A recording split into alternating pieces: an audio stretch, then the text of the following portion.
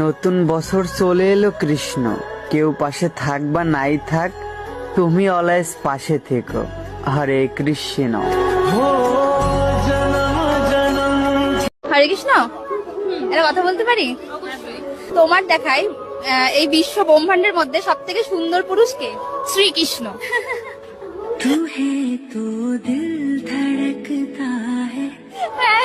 ভগবানকে কেন দেখা যায় না?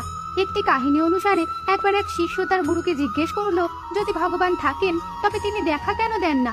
এই কথা শুনে গুরু একটি পাত্রে জল ও নুন মিশিয়ে তার শিষ্যকে দিলেন এবং জিজ্ঞেস করলেন, তুমি কি এই পাত্রের কৃপা করে একটু শ্রবণ করুন, হয়তোবা এই কথাটুকু আপনার জীবনে অত্যন্ত গুরুত্বপূর্ণ।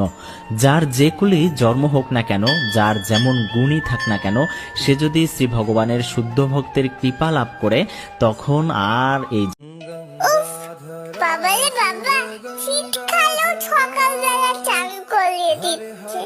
হ্যাঁ, কি হবে? ঠান্ডা লেগে যাবে